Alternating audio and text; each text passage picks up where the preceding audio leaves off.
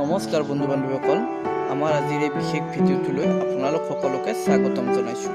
বন্ধু বান্ধৱীসকল, আজিৰ এই ভিডিঅ'টোত আমি আলোচনা কৰিম কেইজনমান মহান ব্যক্তিয়ে কৈ যোৱা কেইটামান মহান বাণীৰ বিষয়ে, যিকেইটা বাণীয়ে আপোনালোকৰ জীৱন সলনি কৰি পেলাব পাৰে। আহকচোন পলম নকৰি ভিডিঅ'টো আৰম্ভ কৰোঁ। তাৰ আগতে বন্ধু বান্ধৱীসকল, আপোনালোক যদি এই চেনেললৈ প্ৰথমবাৰ আহিছে, চেনেলটো ছাবস্ক্ৰাইব কৰিব আৰু অনুগ্ৰহ কৰি ভিডিঅ'টো লাইক কৰি দিব। সত্যক কেতিয়াও ঢাকি ৰাখিব নালাগে, কাৰণ সত্যই অন্ধকাৰক ঘৃণা কৰে। মহাত্মা গান্ধী।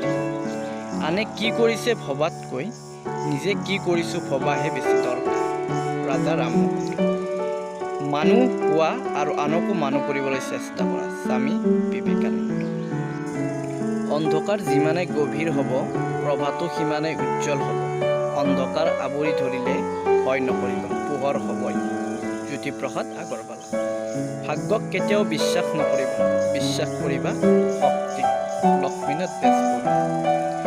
ফুল আৰু পখিলাক বাহ্যিক ৰূপেৰে জুখিবা, মানুহক নুজুখিবা। ৰবীন্দ্ৰনাথ ঠাকুৰ।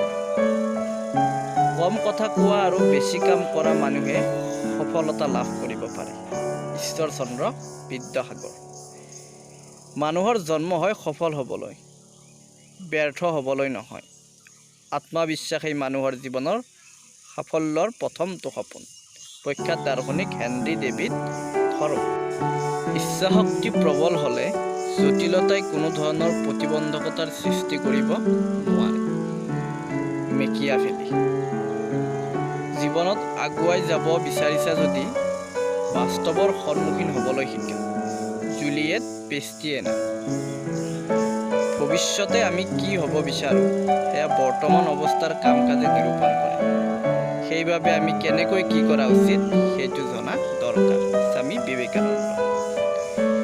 আমি যাক সৃষ্টি কৰিব নোৱাৰোঁ তাক ধ্বংস কৰাৰ অধিকাৰো আমাৰ হাতত নাই। গুৰু নানক।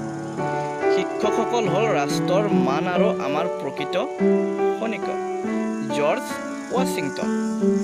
আমি চৰাইৰ দৰে উৰিবলৈ শিকিছোঁ, মাছৰ দৰে সাঁতুৰিবলৈ শিকিছোঁ সঁচা, কিন্তু একেখন পৃথিৱীতে ভাতৃৰ দৰে জীয়াই থাকিবলৈ শিকা নাই। Martin Luther. খং নকৰিবা, নিজৰ সৰ্বনাশ হ'ব।